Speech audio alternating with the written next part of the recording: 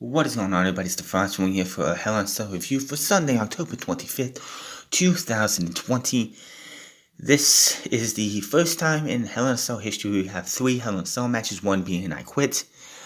Is this going to be one of the best pay-per-views of the year? I don't really think so. 3 Cell matches and 2 matches that really nobody cares about with one heel turn. We start the show off with the Hell in a Cell I Quit match, Jey Uso versus Roman Reigns. And it was at this time I'm like, well, if this is not the main event, which usually Roman Reigns is a champion, is on a pay-per-view, it's main event 100%. But not here. And you're wondering why. Honestly, out of the 3 feuds that were going into Hell in a Cell, I think this is the weakest of the 3. I mean, the storytelling is great. The whole premise of this entire feud is great. It has more legs to go. And honestly, I don't think Hell in a Cell is where this match should be at right now. Where this feud should be. I Quit, absolutely want to do an I Quit, that's fine. But it shouldn't be inside Hell in a Cell. In my opinion, Hell in a Cell, putting an I Quit match inside Hell in a Cell hinders that match completely. Because Hell in a Cell is you can go all the way around the arena, to the back, to the outhouse, to the upper box areas, beating your opponent pillar to post until one of you says, I quit. Now, putting that inside Hell in a Cell, you shorten that to the small ringside area in the ring. Was it a bad match? Hell no. These two told you a hell of a story. And the whole thing is, of course, Roman wants to be acknowledged as the tribal chief. Jimmy did. Jimmy acknowledged him at the pay-per-view last in Clash of Champions. Jey refused. And Roman said, before this pay-per-view on Friday, if I lose, fine, I lose. It's on me. I should be better than that, but if I lose, I lose. However, Jey, if you lose at Hell in a Cell, that's it. You're done. You're out of the family, but your brother is too, your wife, your kids' kids are all going to be out. We turn our back on you. So those were the consequences going into Hell in a Cell. This is Jey's second Hell in a Cell match. Of course, the first one was that epic tag team Hell in a Cell match from 2017, the feud of the year. This was Roman Reigns' 4th Hell in a Cell. Was this brutal? Yes. Was it bloody? No. Maybe inside. Maybe they had a couple of busted organs inside. But they beat the living piss out of each other. Roman wanting to teach his cousin that if you do not want to play by my rule, if you don't want to acknowledge me, then I'm going to make you pay, and pay hard. We got a strap in here. We even got a mini strap match. Because Jey brought in a strap. He's whipping his cousin with it. Roman eventually gets up, hits him with a spear. He gets the strap, whips him a couple times, and then straps him in for a strap match. So if you're keeping tabs at home, the stipulations of this match, it was a Hell in a Cell, I Quit strap match.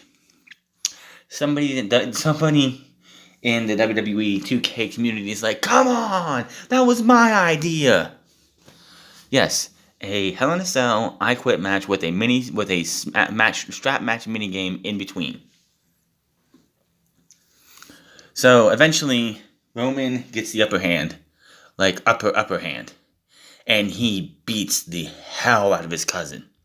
He takes him and puts his head near the ring steps, the ring corner. Gets up the stairs, puts him right beside him, and says, "You're going to get a real drive-by." Hits the drive-by with the stairs into Jey's head. The referee is asking Jey if he wants to quit. He can end it right now. Just quit. Roman's telling him he needs to quit. Jey would not quit. So yes, Jey got some good offense in this for a minute. Roman then just took over, beating this guy. Making him pay. You don't want to acknowledge me as tribal chief, then I'm going to end you. So, Roman sees a bit surprised as Uso hanging on. The referee tells Roman he has to call the match, but Reigns isn't having that. And says, you know what? He's out. Roman's like, no, you're out. It actually throws the referee over the top rope to the outside. So he's in the room by himself with his cousin. Other referees come in, but retreat as Reigns turns to him. Reigns turns his attention back to Jay. Adam Pearce and Pat Buck are in the ring now, pleading Ray to tell him this is enough. Reigns shuts the cell door and says it isn't over. Tries to throw half of the steel step into the ring, but they hit the ropes and fall back to the floor. He finally gets the steps in the ring. Reigns chases the officials out of the ring. Producers and referee watch from ringside inside Hell in a Cell. Reigns puts the steps over Uso's head, fitting the groove of the steps right over his neck. Reigns yells down at him, which, by the way, during the strapping part, Roman Reigns is down, and Jay actually takes it and wraps it around his neck and starts yanking. And I'm thinking to myself at this time, back in 10? Yeah, I think it was 2010. Daniel Bryan got fired for a time for choking out Justin Roberts. Yet Jay starts choking the Universal Champion, the so-called face of the brand. He's not going to see any punishment. Talk about a double standard by WWE. And I digress. Reigns picks up the steps and raises them high above his head, ready to slam them down on Jay's face, when Jimmy suddenly rushes in the ring and covers his brother. Jimmy pleads with Reigns and asks him what he's doing. What are you doing, man? And you can just see all the emotion coming in. I'm just a little disappointed in this spot here. Jay's down. He looks like he's dead. Reigns has the stairs up, ready to slam him down.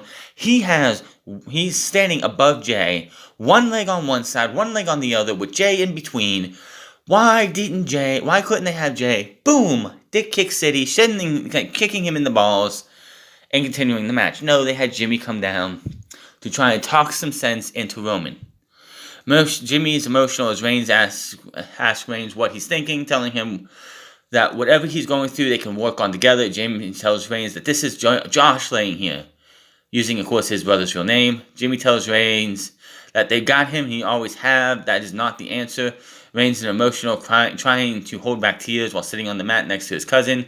Jimmy continues to try and reason with Reigns. Jimmy and Reigns grab their hands into a fist. And Reigns and they hug each other, saying they love each other. Reigns suddenly pulls Jimmy down into a rear naked chokehold, and the fake boos get louder. Jay is barely moving, but he tries to pull Jimmy free from Ray's grasp. They finally causes Jay to finally say, "I quit." He quits just to end it all and save his brother. After the match, Jay let Reigns do whatever he wanted to him. Beat him down from pillar to post. Would do anything. Would let him just kick his ass. But the second he started seeing his brother fading away, it's like the title's not worth it.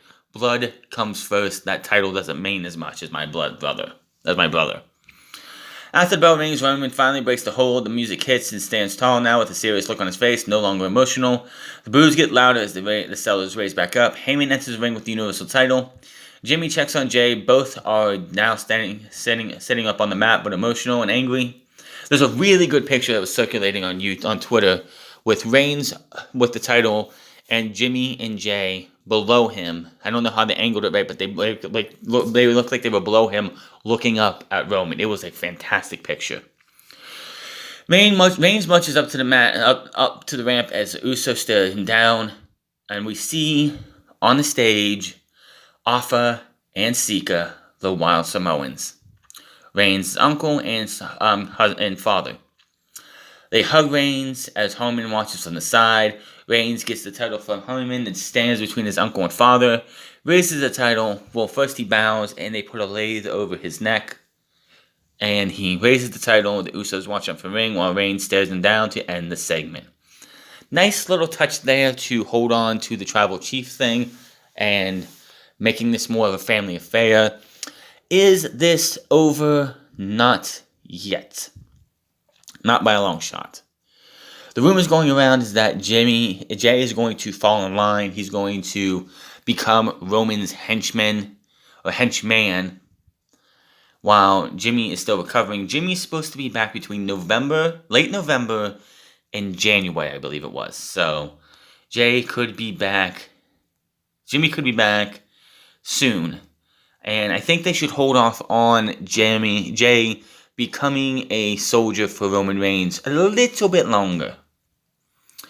Until Jimmy's able to get the okay clear, and then it could be that they have a tag team match, and Jay turns on Jimmy to join Roman, and then you have a battle between brothers, that eventually Jimmy joins his brother and Roman, and then you have the family all as heels. Let's see what happens later. Back from break, we get just what happened in tonight's opener. The announcers play out the seriousness of the situation, and we go to Jeff Hardy versus Elias. This match, of course, is happening because back during the Intercontinental title tournament about 4 months ago, Elias had a torn pec in real life, so they had to figure out a way to get him off TV.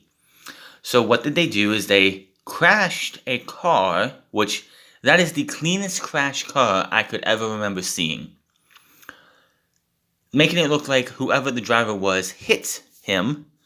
The car was rented out to Jeff Hardy in kayfabe. I don't know if it actually was or not. Which explain if it was his rental, it explains why it looked like the cleanest crash I've ever seen. Anyway, and and Elias, of course, went away for a while. Came back this past Monday, or 2 Mondays ago, during the draft. Whacked Jeff on the back, costing him his triple threat match, and setting up this match tonight. If I told you I gave a fuck about this match and really paid attention, I'd be lying to you.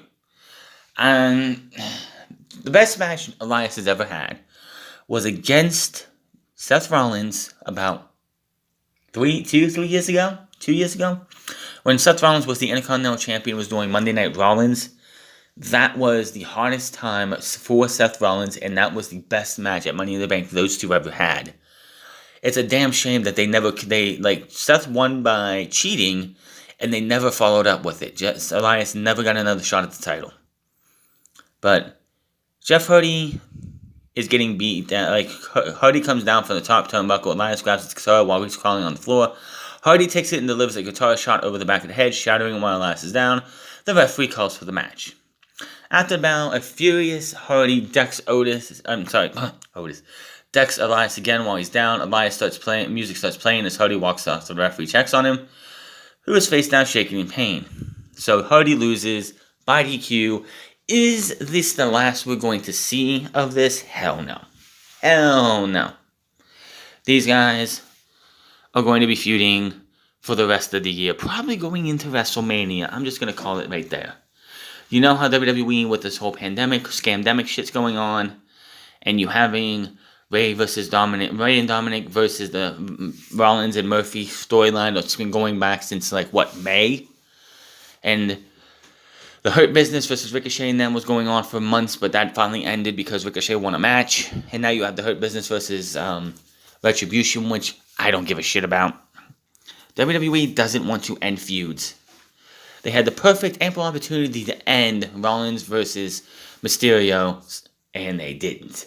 So this feud is probably going to go on for the remainder of the year because this company is creatively bankrupt. And that is the damn truth. Now, we go over to Otis versus The Miz. The winner will be your Mr. Money in the Bank for the remainder of the contract, which is up until, May of next year. Now, Otis won the Money in the Bank. It was May 10th, I believe, is when he won the Money in the Bank. May 10th, he won it. Now, I have said this, and I have said this for a couple weeks now. Otis has been the most irrelevant Money in the Bank briefcase holder in history. Is it his fault? No. Is it Vince McMahon's fault? Is it WWE Creator's fault? Yes. Why would you give it to this guy? You had, most Money in the Bank briefcase holders, they don't have a plan from the beginning. You win it unless you're going to cash it. The only times they've ever had a plan from the beginning was Bayley, Alexa Bliss, and Kane. The only thing I can think of that cashed in the night they won the briefcase. That's obviously you have a plan. But Otis, they had no plans for. I don't know why they gave it to him. He did nothing with it. They brought nothing to the table to make this guy even seem like a serious threat to the World Championship. And everybody was calling it that it just felt like Otis is not going to keep this thing. And lo and behold, he did not. But did anybody see it going the way it did? Clue number one, and the only clue that I can think of, clue number one, that it was going to happen this way. Heavy Machinery was broke up in the draft. Clue number two, Otis has new theme music, no longer using Heavy Machinery, which was of course made by CFOs. He has some country music now.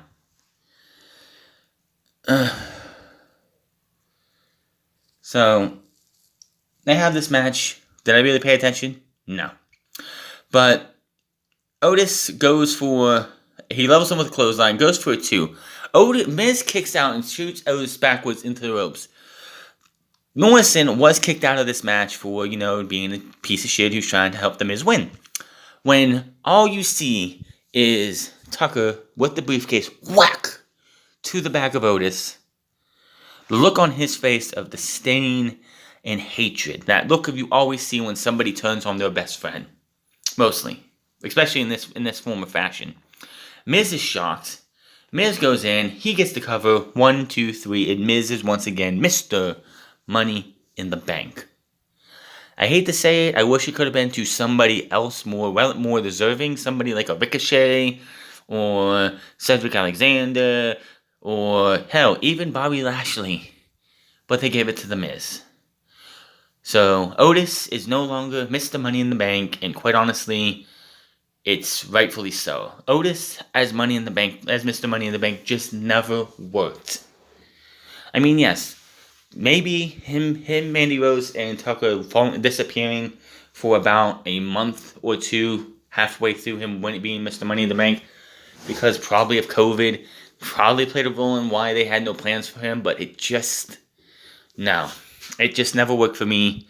I think a lot of people could see that he was going to lose to somebody. And obviously, you weren't going to have Miz lose this feud. I mean, come on. Does this mean Miz is going to beat the WWE Champion or Roman Reigns?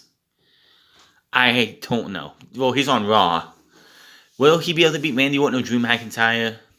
I mean, it would be justice. This would be funny.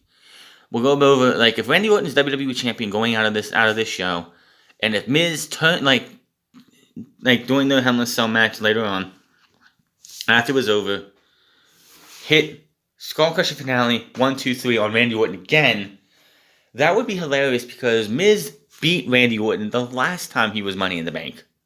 So that's going to be interesting to see what happens there. Is it going to happen? Highly doubtful. So Miz wins, stands tall, he leaves. We see Miz and Morrison backstage with Kayla Braxton. Miz says he did what was necessary for the industry to survive. He will not squander this title shot, calling it a golden opportunity.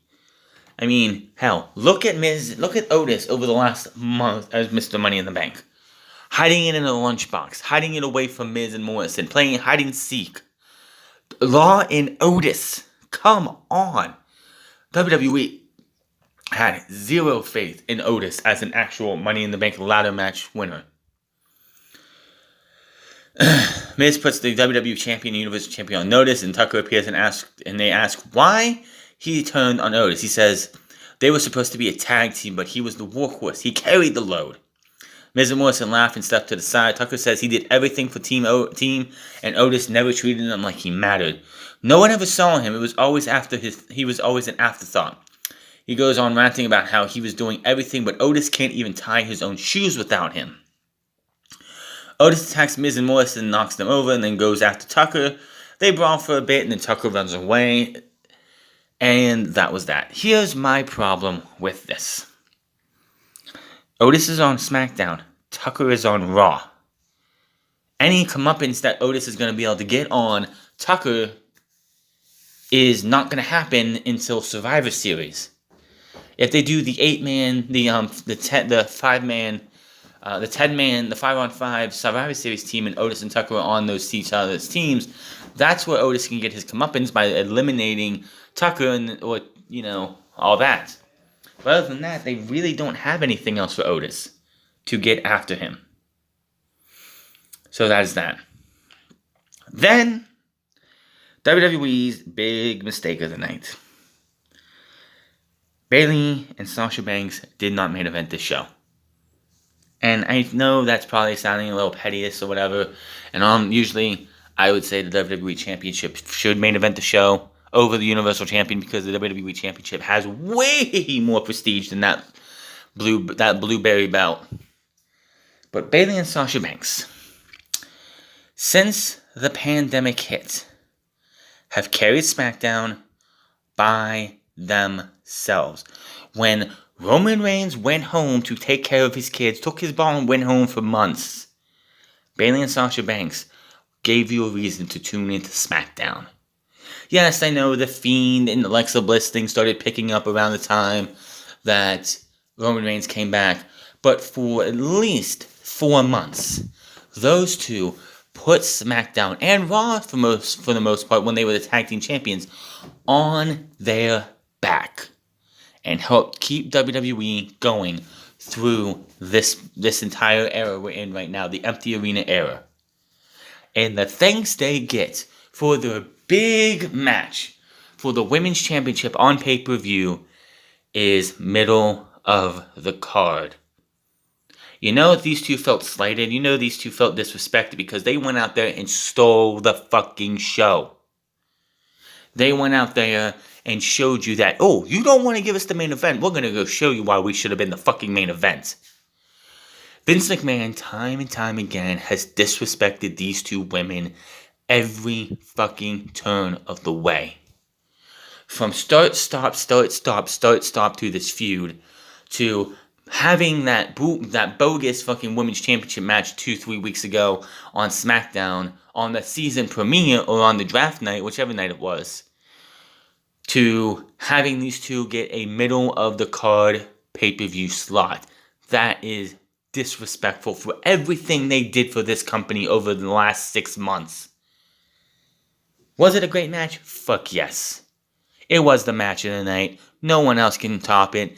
It was great. Now, Roman Reigns and Uso and Jay was great on its own. Honestly, the two matches of the night are this match and Roman Reigns versus Jay. Nothing else topped it. Randy Orton versus Drew McIntyre was a Randy Orton match. Long, drawn out, boring, and the ending was what it was. But again, this should have been your main event. Nothing else after this, because what happens after this? You have the Hurt Business's Bobby Lashley versus Slapjack, and then the WWE Championship in Hell in a Cell. This was the real main event. The main event should be the best match on the card, and far and away, Bayley versus Sasha Banks was the best match on the card. No ifs, ands, or buts about it. Just saying that right now. Out comes Sasha. She is wearing all white. Bayley's out next with the network feed cuts out as soon as she entered the cell. I don't know, was I the only one having this problem tonight? Like, the majority, if not all of this show, was just fidgeting the entire way. My internet's fine. I could watch videos on my phone. I could watch videos on my other phone. I could watch videos on, I could play online on my Twitch. But for whatever reason, Hell in a Cell was so buggy, so glitchy. I don't know what was going on. But from what I saw when it was majority of this match, this was great. You had a meteor off a table into the cell itself. Sasha Banks being, what is that flip called? The slingshot? Yeah, slingshot into canes. Yeah, these two women went out there and killed each other. Why? Because they just wanted to show you why women's wrestling should matter. Should we see a match like this every week for the women's division? Not at this level. If you want to see any match on this pay-per-view, this is the match you watch. This was great. And they showed you why how women's wrestling can be the best matches on the show. So, we get closer to the end of the match, and Bayley has Sasha on, there's two chairs in the ring with a ladder on top of them. Sasha is laying on top of it. Bayley spray paints an X on her. Has a chair, has spray painted X on it. Goes up top to go and, elbow drop the chair onto Sasha Banks and sandwich her between the chair and the ladder. Banks moves. Bayley hits that. So Banks hits her with I believe it was a meteora from the ladder into the turnbuckle.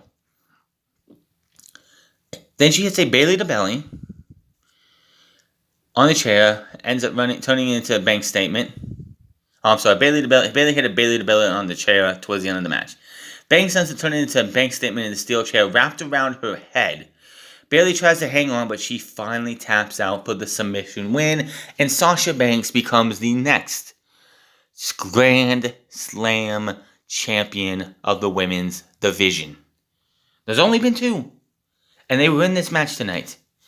Bayley, Sasha Banks, the only 2 women to be the Grand Slam champions. And you know what's funny? I'm surprised that's not something that already went to Charlotte. WWE likes to give Charlotte everything, but of course, the first woman to hold both the Raw and SmackDown Women's Championship was Alexa Bliss, while the first 2 Grand Slam champions are these 2 women here. Will Charlotte Flair eventually be a Grand Slam champion? Yes. But, yeah, that's neither here nor there. This was Bayley and Sasha Banks just showing you that they are the women's division. Asuka, Shayna Baszler should be up there, and hopefully she will be soon. The women's division in WWE are the pillars right now because Becky's gone right now because of pregnancy. Are Charlotte, Asuka, Becky, Bayley, and Sasha Banks. Shayna's just outside of that, but they haven't done anything right with her so far. I mean, hopefully this tag team title run with her and Nia Jax will become something. But yeah, this was great. After the match, Banks sends up and the music hits. The fake fans cheer on. The referee hands her the title. Bayley is down face first with the chair still around her. Banks raises the towel while putting her foot on the top of Bayley's back, just disrespecting her as she deserves. Banks raises the title on stage now as Bayley looks on from the ring, and Banks takes her title time with the celebration. So, that is great. Now, the question is going to come to Sasha Banks is this. Sasha Banks has a record of 5-time Raw Women's Champion. She has never successfully defended a singles championship on the main roster. Will this be another thing where Sasha Banks is cursed from being able to carry a singles championship? She's defended the WWE Tag Team titles many times, but the singles championship she's always won and then lost.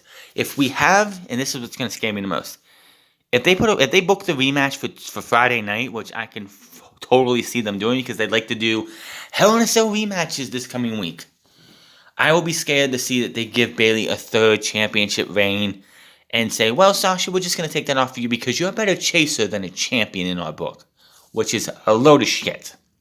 Go watch her NXT run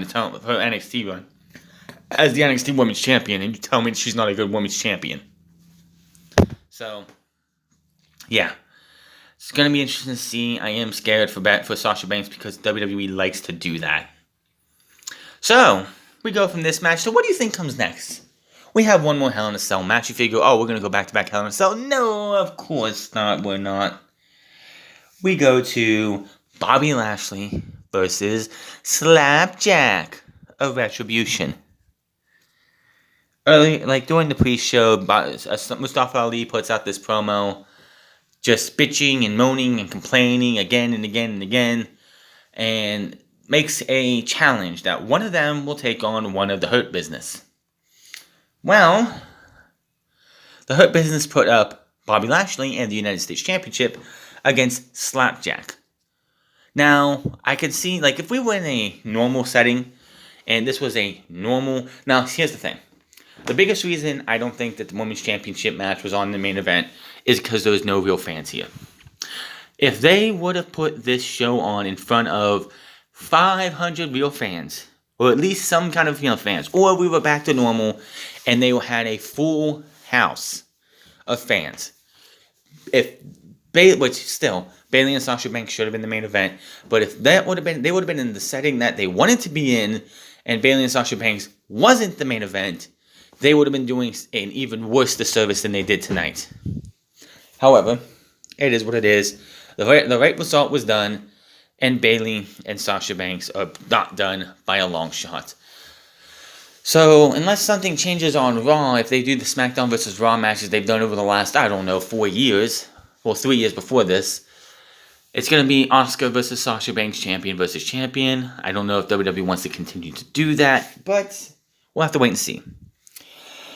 Bobby Lashley vs. Slapjack. Lashley wins with the Hurt Lock. Do I care? No. Retribution was dead. Retribution was dead the moment they started. When it looked like Antifa, it looked like Black Lives Matter protest rioting we've seen on social media, on Facebook, on Twitter, on Instagram, on YouTube, on all these other fucking platforms. And they go, that's what we're going to do as a group. We're going to do that. And then they have their time. They act like a bunch of fools. They break a window and then they run away as if it was a good thing. And then when they get their contracts, they come out, they're wearing masks. Masks. Terrible looking masks. Holy shit. On top of that, they had 2 women in this group, and then they only have 1 now with Mia Yim staying up while Mercedes Martinez was shipped back down NXT. Why? I don't know. Maybe she realized this was a bad fucking idea and she wanted no part of it. If that was her call, she's smarter than any of the other 5. Then they got Mustafa Ali, and right then and there I was like, this is a death nail. As soon as Mustafa Ali was made the leader of Retribution, I knew right then and there Vince McMahon lost all interest. Vince McMahon was like, I really wanted to do this thing. It's not really working out so well. How do I justify giving up on it? Oh, I have an idea. We'll put Mustafa Ali in that position. We'll put Mustafa Ali as the leader of Retribution because I don't give a shit about Mustafa Ali. So if we're going to bury this group, let's put the one guy that Vince McMahon doesn't give a shit about in as the leader. Lo and behold, that's what happened. So Bobby Lashley wins with the Hurt Lock. I don't care. T-Bar, Mace, and everyone else come out. They have a brawl, and then that was that. We're seeing the Gears 5 video game for whatever reason. Hell in a Cell, Randy Orton versus Drew McIntyre. Randy Orton is your 14-time WWE champion. The only big thing about this match is that going into this, I'm thinking, We've had 2 Hell in a Cell matches. This is the 3rd. You're not going to tell me that we're going to have 3 Hell in a Cell matches where nobody goes to the top. Nobody gets on that roof. Well, luckily for you, that's what happened in this match. So they go up top, which I still don't get why people are all nervous and everything. I mean, people are nervous when they go up top because if something goes wrong, they could plummet 15 feet to the ground, to the floor, to the mat. Mick Foley got tossed off of a Hell in a Cell in 1999. The big fucking difference is that was 10 feet. This Hell in a Cell is 15 feet high. This Hell in a Cell is more reinforced though. That's another thing people need to realize. You would have to have Andre the Giant up on there, maybe in the Big Show, up on there, jumping around for those pieces to break. Unless WWE rigs it up for somebody to go through, which when Shane McMahon versus Kevin Owens was happening, everybody thought that was what they were going to do. That Shane McMahon was going to take a fall, not to the outside, but down through the cell. Ain't gonna happen. Ain't gonna fucking happen. I mean, with the Hell in a Cell before was 10 feet. You have maybe 2 feet from... I think the ring itself is 2 feet tall. I could be wrong. Maybe it's 1.5 feet tall. So it's not a full 10-foot drop if you fall from the old Hell in a Cell to that. But this thing is taller. And there ain't no fucking way that WWE is going to allow their talent to go... Jeff Hardy's done from higher, but he's gone into a big pit that has a bunch of stuff for them to do. I mean, a break falls. That's not going to happen here. It's like, I don't know why. I know why people get nervous, because it's like it could happen. Anything bad could happen in this. But Orton looked to be out with which. So they fight up the ring, up the thing, and then they come down by the announce tables. They come halfway down, and Orton eventually knocks Drew McIntyre off, doing that tired old spot that we've seen time and time again. But Drew goes to the corner and waits for Orton to... hold on. Drew's in a slow movement. Drew's in the corner and waits for Orton to get up. He's hyped up now for the crowd rather than she has him on. Orton ducks the Claymore and comes right back into the RKO for the 1-2-3. And he wins the match. After that, Orton takes the title and stands tall with Drew McIntyre. Drew rolls over and sits up as the referee checks on him. The cell structure is raised back up. Orton makes his exit looking down at the gold. We go to replays. Orton stands tall with the WWE title in the air. Drew's down on the ramp. A furious McIntyre stares back at the ring. The 2020 Hell in a Cell pay-per-view goes off the air with no cash-in from The Miz, which I know is going to disappoint so many people. But honestly, I wouldn't give two shits. But we all knew it was going to happen. We all knew that Randy Orton was going to win the championship. Why it took so long, I couldn't tell you. I couldn't tell you why. Why this is the thing. Why it took so long. Why they had to do that bullshit at Clash of Champions. I understand why they did it at SummerSlam. Because they wanted to give you that shock value. Wow, he beat him when he won at his own game. Then you had Keith Lee beating him. Then you had the... And this is what the rumor was going around, is that at Clash of Champions, the reason they did an ambulance match is because they wanted to protect Drew McIntyre, when instead they had Drew McIntyre win that match with the help from a bunch of legends. Now, Drew McIntyre was WWE champion from WrestleMania Night 2 to tonight. That's a good long time. So about 6 months? Yeah, 6 months. He held the title for over 6 months. He had a hell of a reign. Beating Seth Rollins. Beating Dolph Ziggler. Beating Randy Orton twice. Keeping the championship for 6 months. Half a year. Many people don't get that pleasure of being WWE champion. Will this be the last time Drew McIntyre is WWE champion or Universal champion? I really hope not. This guy is somebody they could be giving the championship to 3, 4, 5, 6, 7 times in his career. How many years he has left? Probably, 10. But yeah, Randy Orton won. Obviously, this was going to happen. Should have happened 2 months ago. Should have happened at Clash of Champions. But WWE decided to get fucking stupid and bring the legends back to give Randy Orton his comeuppance, which in any other time probably would have been fine, but it was just stupid. But Hell in a Cell is done. Randy Orton is your champion. Drew McIntyre and lost. Sasha Banks is the new women's champion. And after everything was over with, I'm like, yeah, Bayley and Sasha Banks should have main evented this show. If Drew McIntyre was winning and you wanted to end the show on a good note there, that's fine. But you should have switched to Hell in a Cell. It should have been Randy Orton versus Drew McIntyre before Slapjack lost to Bobby Lashley. And Bayley and Sasha Banks should have been in this moment.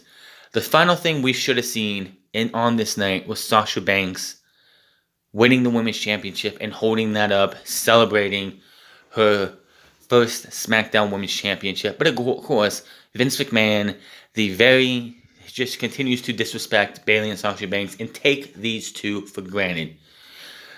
Mercedes and the Vita Rose need to leave and go somewhere else because they are not respected by Vince McMahon whatsoever.